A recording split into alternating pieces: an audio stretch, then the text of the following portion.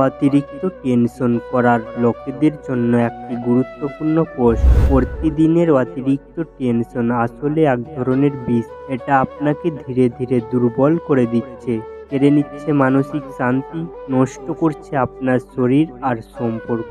একটি ভুলের কারণে পৃথিবী ভেঙে পড়বে না, কিন্তু আপনি যদি টেনশনের কাছে হার মানেন তবে আপনার ভেতরের শক্তি ধ্বংস হয়ে যাবে। আপনি হয়তো ভেবেছেন চিন্তা করলেই সমাধান আসবে, কিন্তু আসলে তা শুধু আপনার হাসি কেড়ে নেয়।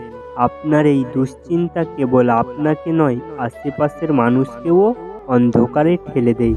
তাই এখনই থামুন, কারণ এই খাঁচা বাইরের নয়, এটা আপনার ভেতরে। আর চাবিটা রয়েছে কেবল আপনার হাতেই।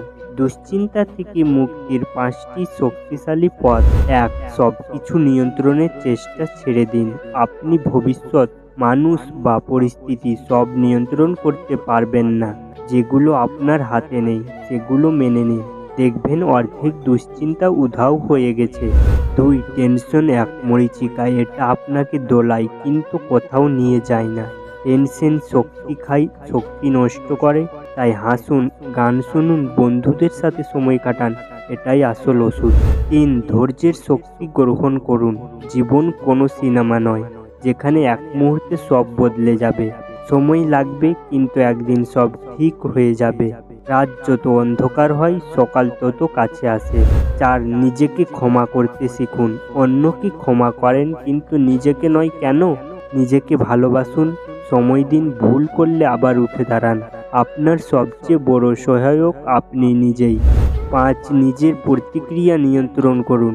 পৃথিবীকে আপনি বদলাতে পারবেন না, তবে পারবেন নিজের প্রতিক্রিয়া নিয়ন্ত্রণ করতে। প্রতিদিন নিজেকে বলুন, আমি শান্ত থাকব, আমি ইতিবাচক থাকব, আমি পারবো।